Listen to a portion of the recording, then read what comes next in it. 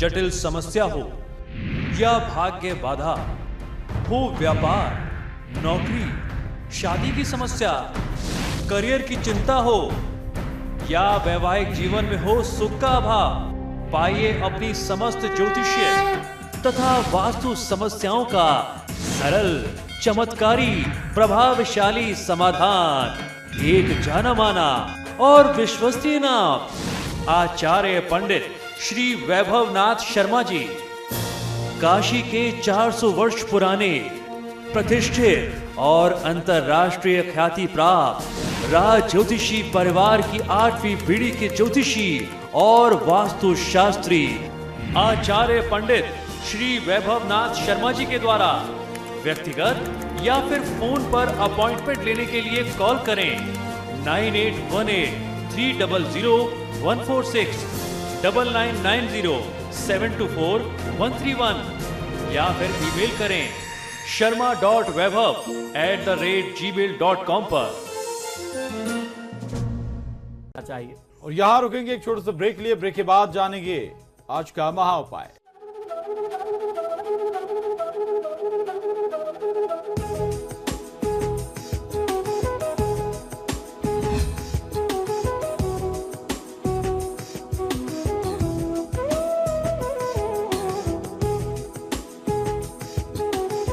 Break के बाद एक बार फिर आपका स्वागत है और अब जान लेते हैं आज का महा उपाय। जी बिल्कुल, आज हम लोग चर्चा करने वाले हैं हिंदू परंपराओं के कुछ वैज्ञानिक आधार क्या हैं, जो भी हम लोग हमारी जो हिंदू परंपराएं हैं, जो मान्यताएं हैं, उनके पीछे वैज्ञानिक तर्क या वैज्ञानिक आधार क्या कहता है। आइए जानते हैं। सबसे पहले बात करते हैं कान छिदवाने के बारे में, कर्ण छेदन के बारे में। ये संस्कार भी है, हमारे 16 संस्कारों में से एक है, मैंने इस पर भी चर्चा की थी। भारत में लगभग सभी धर्मों में कान छिदवाने की परंपरा रही है। वैज्ञानिक तर्क या दर्शन शास्त्री ऐसा मानते हैं कि इससे हमारी सोचने की, विचार करने की चिंतन शक्ति बढ़ती है। यहाँ पर कुछ ऐसे नर्व्स होते हैं जिसको, जैसे एक्यूप्रेशर होता है, जिसको जब पंचर करते हैं तो हमारी बौद्धिक क्षमता, धारण करने की क्षमता, याददाश्त की जो क्षमता है वह बढ़ जाती है। जबकि वहीं डॉक्टरों का मानना है कि इससे हमारी बोली बहुत अच्छी होती है, यानी वाणी और ज्यादा स्पष्ट हो जाती है और कानों से होकर दिमाग तक जाने वाली नस का रक्त संचार जो है वह नियंत्रित रहता है, वह कंट्रोल में रहता है। इसके बाद बारी आती है माथे पर कुमकुम या तिलक लगाने की। महिलाएं एवं पुरुष माथे पर कुमकुम या तिलक लगाते हैं। ये आपने अक्सर देखा होगा, पूजा पाठ में भी इसका प्रयोग किया जाता है। सबसे पहले तिलक करते हैं। आप खाली माथे के साथ कोई भी अनुष्ठान नहीं कर सकते।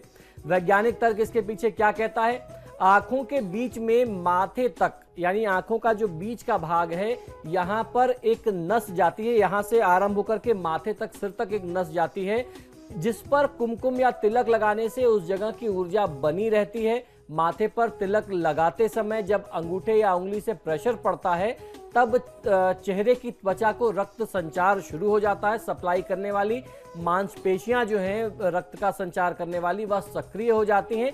इससे चेहरे की कोशिकाओं तक अच्छी तरीके से रक्त पहुंचता है। और दूसरी बात ये आपने देखा होगा, भगवान शिव का तीसरा नेत्र यहाँ पर होता है। तो कहते हैं जो यहाँ पर हमारा आज्ञा चक्र है, अगर आप वहां चंदन लगाते हैं तो वह जागृत होता है, एक्टिवेट होता है और वह शांत रहता है, जिससे हमारा मस्तिष्क यानी दिमाग शांत रहता है। तो उसके पीछे ये साइंस है। जमीन पर बैठकर भोजन करने की परंपरा। हमारी भारतीय संस्कृति के अनुसार जमीन पर बैठकर के भोजन करना बहुत अच्छी बात होती थी। वैज्ञानिक तर्क इसके पीछे क्या कहता है, आइए जानते हैं। पालथी मार करके जमीन पर बैठना ये एक प्रकार के योग का आसन है। इस पोजीशन में बैठने से मस्तिष्क शांत रहता है और भोजन करते समय दिमाग शांत हो तो पाचन क्रिया जो है वह आपकी बहुत अच्छी रहती है। जठराग्नि जो है वह जागृत रहती है। इस पोजीशन में बैठते ही खुद ब खुद दिमाग से एक सिग्नल पेट तक जाता है कि वह भोजन के लिए तैयार हो जाए। तो इस तरीके से जब आप बैठते हैं, आपको मालूम है अब आपको भोजन ग्रहण करना है, आपका दिमाग जो है आपके पेट को तुरंत एक्टिव कर देता है कि अब भोजन मिलने वाला है, तैयार हो जाइए। तो ये उसके पीछे वैज्ञानिक आधार है। चौथी बात यह कि किसी भी व्यक्ति को हाथ जोड़ करके नमस्कार करना, इसके पीछे क्या कारण है? जब किसी से हम मिलते हैं तो सबसे पहले हाथ जोड़ करके नमस्कार अथवा नमस्ते करते हैं। इसके पीछे वैज्ञानिक तर्क ये कहता है कि जब सभी उंगलियों के शीर्ष यानी ऊपर के पोर एक दूसरे के संपर्क में आते हैं तो उन पर दबाव पड़ता है। एक्यूप्रेशर के कारण उसका सीधा असर हमारी आंखों, कानों और दिमाग पर होता है ताकि सामने वाले व्यक्ति को हम लंबे समय तक याद रख सकें, आप उस व्यक्ति को भूल न जाएं। दूसरा तर्क यह है कि हाथ मिलाने से जो पश्चिमी सभ्यता है, इस हाथ मिलाने के बजाय अगर आप किसी भी व्यक्ति को नमस्ते करते हैं तो सामने वाले के शरीर के कीटाणु आप तक नहीं पहुंच सकते। हो सकता है कि उसके अंदर कोई रोग, कोई बैक्टीरिया, कोई इन्फेक्शन हो जो हाथ मिलाने से ट्रांसफर हो सकते हैं। अगर आप सिर्फ नमस्ते करते हैं तो आप उस तरीके की समस्याओं से बच सकते हैं। अगर सामने वाले व्यक्ति को स्वाइन फ्लू जैसी कोई बीमारी है, उस तरीके का कोई वायरस उसके साथ है, तो वह आप तक नहीं पहुंचेगा, क्योंकि स्वाइन फ्लू का नाम इसलिए लिया, इसकी चर्चा हाल फिलहाल में बहुत ज्यादा रही है। इसी के साथ साथ हमारे यहाँ जो चरण स्पर्श की प्रक्रिया है वो भी बहुत महत्वपूर्ण है। और आज हम लोग सीधे पैर से सीधे हाथ से कर लेते हैं, लेकिन सही मायने में हमेशा क्रॉस करके चरण स्पर्श करने का नियम होता था, जिससे पॉजिटिव नेगेटिव का प्रॉपर संपर्क बन सके और उस व्यक्ति की जो शुभ ऊर्जा है, लेकिन हम चरण उसका स्पर्श करते हैं जिसको हम अपने जीवन में आदर्श मानते हैं। वो हमारे गुरु हो सकते हैं, हमारे माता पिता हो सकते हैं। तो जिसको आप आदर्श मानते हैं, जिसके चरित्र को आप अपने जीवन में, जिनके संस्कारों को आप अपने जीवन में उतारना चाहते हैं, आप उनका चरण स्पर्श करते हैं। तो चरण स्पर्श करने का विधान इस प्रकार से हुआ करता था, आप क्रॉस हाथ रख करके उस व्यक्ति के चरण स्पर्श करते थे, जिससे उसकी ऊर्जा आपके अंदर आत्मसात हो सके। सही तरीका यही है। अब आज तो लोग घुटने को छू करके चरण स्पर्श कर देते हैं, उसकी तो खैर कोई बात ही नहीं है। आइए अब जानते हैं कि भोजन किस तरीके से आरंभ करना चाहिए, उसका क्या वैज्ञानिक तरीका है और क्या वैदिक तरीका है। भोजन का आरंभ सबसे पहले तीखे से करना चाहिए और अंत में मीठे से करना चाहिए। जब भी कोई धार्मिक या पारिवारिक अनुष्ठान होता है तो भोजन की शुरुआत जो है तीखे से करना चाहिए और अंत में मीठे भोजन से करते हैं। तो आइए जानते हैं मिष्ठान अंत में क्यों खाते हैं। इसके पीछे वैज्ञानिक तर्क ये कहता है कि तीखा खाने से हमारे पेट के अंदर पाचन तत्व एवं अम्ल पदार्थ जो है वह सक्रिय हो जाते हैं। इससे पाचन तंत्र ठीक तरीके से संचालित होता है और अंत में मीठा खाने से अम्ल की तीव्रता कम हो जाती है, जिससे पेट में जलन, एसिडिटी, ये सारी चीजें नहीं होती, तो आप स्वस्थ भी रहते हैं। ये उसका विधान है। पीपल के पेड़ की पूजा का हमारे संस्कारों में बड़ा महात्म है, उसके पूजा का बहुत विधान बताया गया है। तमाम लोग सोचते हैं कि पीपल के वृक्ष की पूजा करने से भूत प्रेत दूर होते हैं, लेकिन ऐसा बिल्कुल भी नहीं है। आइए इसके पीछे का वैज्ञानिक कारण आपको बताता हूं। पीपल के वृक्ष की पूजा इसलिए की जाती है कि पीपल ताकि इस पेड़ के प्रति लोगों की जो भावना है, जो सम्मान है, वह बढ़ सके, हम उसे काटे नहीं। पीपल पूरी सृष्टि में एकमात्र ऐसा पेड़ है जो रात में भी ऑक्सीजन प्रवाहित करता है और सबसे ज्यादा ऑक्सीजन अगर कोई देता है और कार्बन डाइऑक्साइड को, प्राण की जो हानिकारक ऊर्जाएं हैं, उसको अगर अपने अंदर आत्मसात कोई करता है तो वो पीपल है। इसीलिए हमारे ऋषि मुनियों ने उस पेड़ को पूजनीय बताया है, जो हमें प्राणदायी ऊर्जा यानी ऑक्सीजन देता है। आइए जानते हैं कि दक्षिण दिशा की तरफ सिर करके क्यों नहीं सोना चाहिए। वास्तु में इसके बारे में मैंने आपको बहुत सारी बातें बताई हैं। दक्षिण दिशा की तरफ पैर करके सोते हैं तो लोग कहते हैं कि बुरे सपने आएंगे, भूत प्रेत का साया आ जाएगा इत्यादि, इसलिए उत्तर की ओर पैर करके सोना चाहिए। इसके पीछे वैज्ञानिक कारण क्या है, आइए जानते हैं।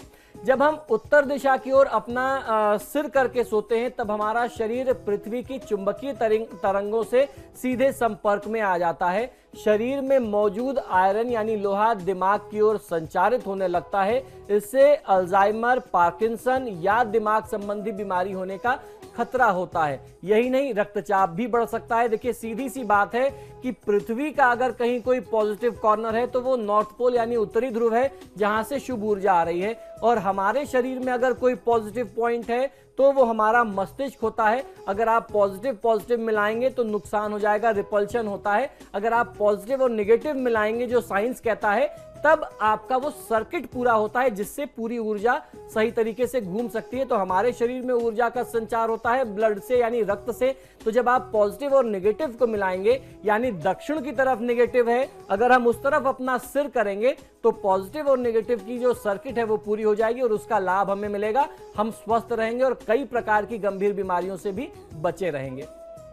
अगली बात आ जाती है सूर्य नमस्कार। हमारे हिंदू संस्कारों में सुबह उठ करके सूर्य देव को जल चढ़ाते हुए सूर्य नमस्कार करने की परंपरा शुरुआत से ही रही है। सूर्य देवता को हम लोग प्रत्यक्ष देवता मानते हैं। इसके पीछे वैज्ञानिक तर्क ये है कि जब आप जल का अर्घ देते हैं तो पानी के बीच से आने वाली सूर्य की जो रश्मियां, जो किरणें हैं, जब ये आपके शरीर तक, आपकी आंखों तक पहुंचती हैं तो ये हमारे शरीर को भी स्वस्थ बनाती हैं और आपकी आंखों को भी हमेशा स्वस्थ रखती हैं। आपकी आंखें हमेशा अच्छी रहती हैं।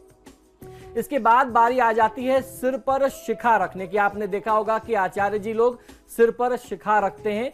चोटी रखने का क्या विधान है, क्यों रखनी चाहिए, जिसको चुंडी कहते हैं आम बोलचाल की भाषा में। हिंदू धर्म में ऋषि मुनि के सिर पर चुटियां आपने देखा होगा, वो शिखाएं बहुत आवश्यक होती थी, आज भी लोग रखते हैं। इसके पीछे वैज्ञानिक तर्क ये है कि जिस तरह चुटिया रखी जाती है, जिस जगह पर रखी जाती है, उस जगह पर दिमाग की सारी नसें आकर के एक साथ आपस में मिलती हैं, वहां पूरा जाल होता है। इससे दिमाग स्थिर रहता है और इंसान को बहुत ज्यादा क्रोध नहीं आता, उसको अपने क्रोध को नियंत्रण करने की शक्ति मिलती है, उसका कंसंट्रेशन मजबूत होता है और आपकी जो सोचने और विचारने की क्षमता है वह बढ़ती है। इसके बाद बारी आ जाती है व्रत और उपवास रखने की। कोई भी पूजा पाठ या त्योहार होता है तो लोग व्रत उपवास रखते हैं। इसके पीछे वैज्ञानिक तर्क यह है कि आयुर्वेद के अनुसार व्रत करने से, सप्ताह में एक दिन व्रत करने से आपका पाचन तंत्र जो है, पाचन क्रिया जो है वह बहुत अच्छा रहता है। और अगर सप्ताह में एक बार आप फलाहार करते हैं तो इससे शरीर का डिटॉक्सिफिकेशन हो जाता है। आपकी बॉडी में जो भी हानिकारक द्रव्य उत्पन्न हो जाते हैं वह डिटॉक्स हो जाता है, आपका शरीर से वो तत्व बाहर निकल जाते हैं। इसीलिए हमारे ऋषि मुनियों ने एक नियम और भी बनाया कि सप्ताह में एक दिन नमक रहित भोजन किया जाए। अगर आप नमक रहित भोजन करते हैं तो हमारी बॉडी में जो सेल्स होते हैं, जो अणु होते हैं, उनमें जो ज्यादा पानी होता है, अगर आप एक दिन 24 घंटे नमक नहीं लेते हैं तो वो अपने आप शरीर से उन ज्यादा पानी को त्याग कर देते हैं, तो एक्स्ट्रा जो भी वाटर है वो निकल जाता है। आपके शरीर में जो भी नकारात्मक तत्व हैं वह बाहर चले जाते हैं। इससे आप स्वस्थ रहते हैं। शोधकर्ताओं के अनुसार व्रत करने से कैंसर तक का खतरा कम हो जाता है और हृदय संबंधी रोग, मधुमेह यानी शुगर आदि संबंधी समस्याएं भी व्यक्ति को जल्दी परेशान नहीं करती। आप बहुत अच्छे से स्वस्थ रह सकते हैं। तो इस प्रकार से आप अपने आचरण को बनाइए। हमारे ऋषि मुनियों ने संस्कारों में जो बातें कही हैं वो बहुत ही आवश्यक है। अगर आप इन बातों को विचार करेंगे तो पूर्णतः आपको ये वैज्ञानिक तर्क पर तर्क संगत मिलेंगे, उसमें कहीं से कोई कमी नहीं है। बहुत सोच समझ करके, बहुत मजबूती से ये सारे विधान बनाए गए हैं। इसका लाभ अगर हम लेना चाहें तो इनको अपने जीवन में प्रयोग करके हम कल्याण को प्राप्त कर सकते हैं। तो आपने जाना तमाम राशियों का हाल और आज महाउपाय भी जाना, और इन तमाम जानकारियों के लिए पंडित जी आपका बहुत धन्यवाद। जी धन्यवाद। तो हमें दीजिए इजाजत, नमस्कार।